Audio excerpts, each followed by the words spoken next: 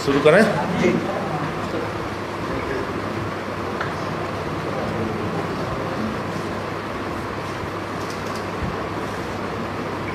आज एक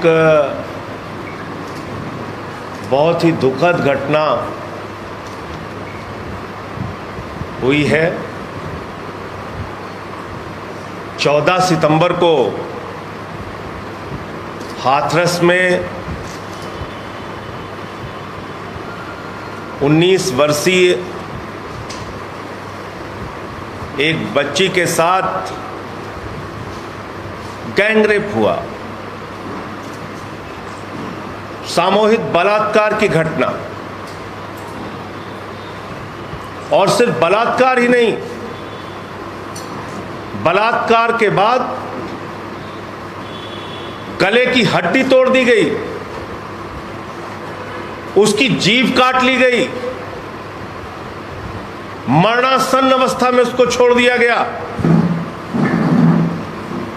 परिवार पुलिस के पास पहुंचा न्याय के लिए।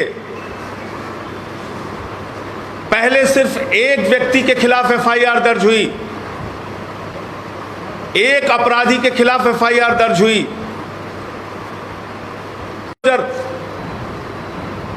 क्यों नहीं पलटी उनकी भी जीप? क्यों नहीं उनके ऊपर राष्ट्रीय सुरक्षा कानून के तहत, एनएसए के तहत कार्रवाई हुई? योगी जी, आपके राज में किसी के साथ भी कुछ भी हो रहा है।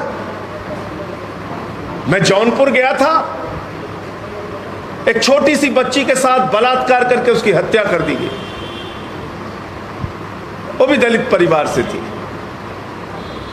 यह बिटिया भी वाल्मीकि समाज से, जो हाथरस की घटना हुई।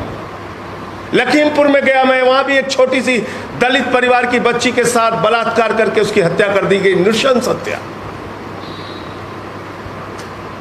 छोटी छोटी बच्चियों के साथ उत्तर प्रदेश में बलात्कार हो रहा है। बलात्कार करने के बाद उनके शरीर को छत विछत कर दिया जा रहा है, हत्याएं हो रही हैं। और योगी की सरकार बलात्कारियों को बचाने में लगी हुई है। आपकी सरकार जब चिन्मयानंद के पक्ष में खड़ी होगी तो कैसे न्याय मिलेगा? कैसे बेटियों को न्याय मिलेगा उत्तर प्रदेश में? हमको बताइए योगी जी। मैं बहुत पीड़ा के साथ पूछना चाहता हूं आपसे, आपके पूरी पुलिस सोती रही? अरे मेरे तो एक बयान के ऊपर आप देशद्रोह लगा देते हैं। आज 14वां मुकदमा लिख दिया मेरे ऊपर, 14 एफआईआर हो गई। रोज आप एफआईआर लिखते रहते हैं। आपकी पूरी ताकत लोगों की आवाज को दबाने में लग जाती है, लेकिन अपराध रोकने के लिए आप कुछ भी नहीं करना चाहते। आपकी सरकार को जंगल राज भी कहना कम होगा, क्योंकि जंगल का भी कुछ कानून होता है। आपकी राज में कोई कानून व्यवस्था नहीं होगी जी। इतनी बड़ी घटना हो गई, कहां है उत्तर प्रदेश का महिला आयोग? कहां सो रही उत्तर प्रदेश की पुलिस? क्यों बलात्कारियों को बचाने की कोशिश की गई? क्यों उन बलात्कारियों के खिलाफ कार्रवाई नहीं हुई? क्यों इस बिटिया को सही समय पर इलाज नहीं मिला? क्यों आप उसके मरने का इंतजार करते रहे और उसको दिल्ली भी भेजा तो एम्स में उसको बेड नहीं दिलवा पाए? इस पूरे मामले में एक और घटना हुई बीच में। वरिष्ठ पत्रकार हैं रोहिणी सिंह, उन्होंने कोई ट्वीट किया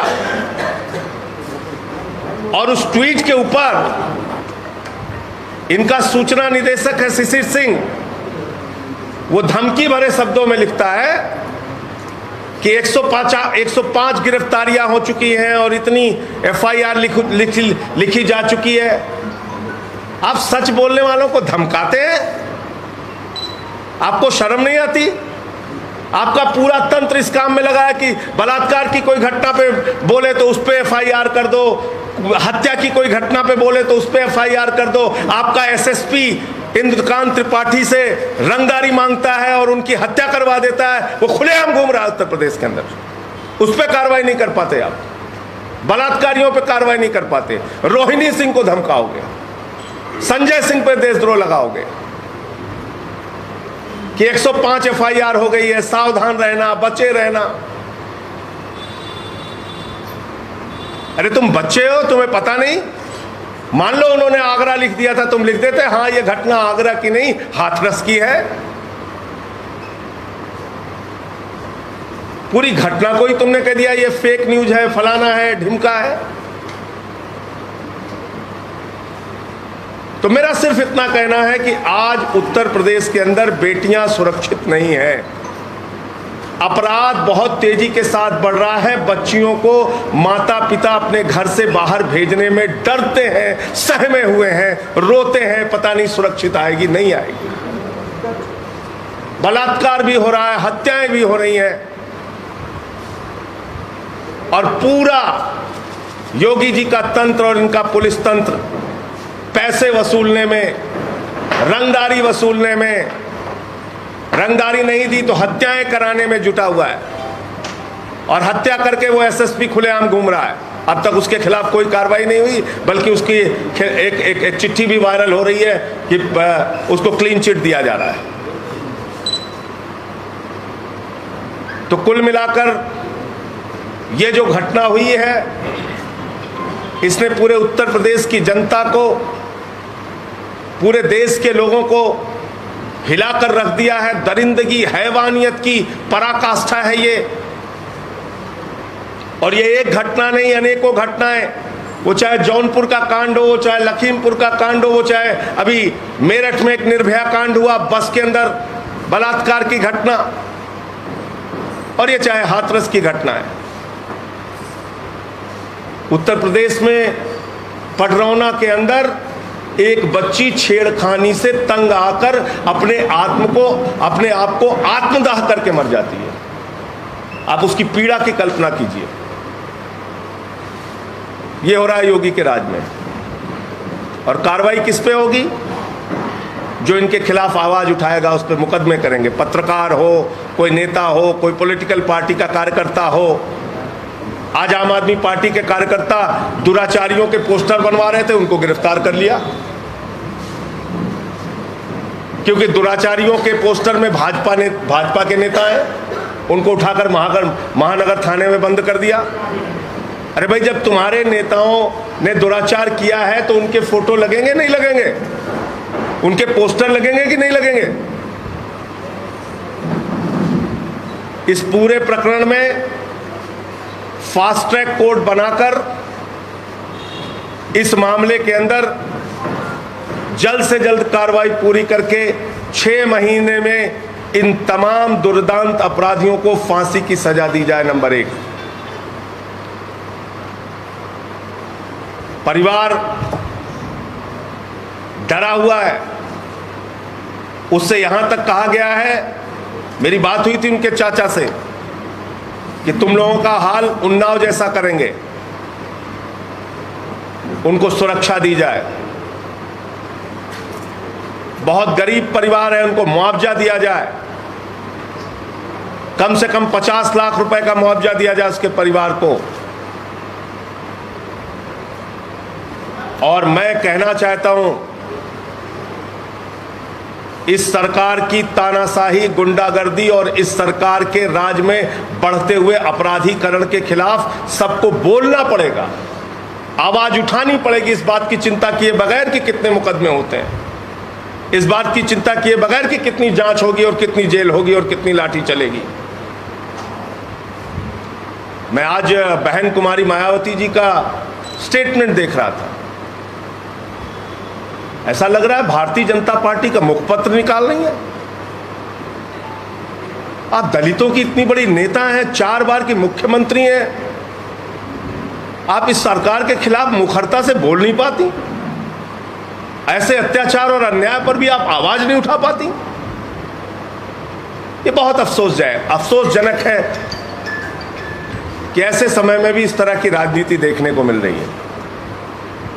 मैं फिर से दोहरा रहा हूं, इस पूरे घटना में जो लोग शामिल हैं, उन दुर्दांत अपराधियों को 6 महीने के अंदर फास्ट ट्रैक कोर्ट में मामले को पूरा करके फांसी की सज़ा दी जाए, 50 लाख रुपए का परिवार को मुआवजा दिया जाए और परिवार डरा हुआ है, सहमा हुआ है, उनके साथ कोई बड़ी घटना हो सकती है, इसलिए उनको सुरक्षा दी जाए। और इन सवालों का जवाब योगी जी रात में सोइएगा तो जरा अपनी आत्मा की आवाज़ सुनिएगा कि बलात्कारियों के पक्ष में अगर आपकी सरकार काम करेगी, बलात्कारियों के संरक्षण में अगर आपकी सरकार काम करेगी, बलात्कारियों के कार्रवाई करने के मामले में अगर हीला हवाली और ढीलापन करेगी, तो कैसे उत्तर प्रदेश की बेटियां सुरक्षित रहेंगी। और ये एंटी रोमियो और दुराचारियों के पोस्टर लगाने का नाटक और नौटंकी आपकी सिर्फ एक ड्रामेबाजी साबित होगी, इसके अलावा कुछ नहीं। मुझे इतनी बात कहनी थी। एक सवाल जी ले लीजिए, उत्तर प्रदेश की योगी सरकार ने प्रदेश भर के इमामबाड़ों को पर्यटकों के लिए खोलने की परमिशन दे दी। इस बात को लेकर और ये कहा कि धार्मिक कार्यक्रम नहीं हो सकते। कल में जो बात नकवी जो शिया धर्मगुरु है वो धरने पर बैठ गए। पूरे प्रदेश के शिया समुदाय योगी सरकार से काफी नाराज है। शियों का ये कहना है कि धार्मिक स्थल है, पर्यटकों के लिए सैर और तफरीह की जगह नहीं है। देखिए, मैंने अभी इस पूरे मामले को ना पढ़ा है ना जाना है। पहले मैं इस पूरे प्रकरण को समझ लूँ तो इस पर निश्चित रूप से अपनी बात करूँगा। और किसी का कोई प्रश्न?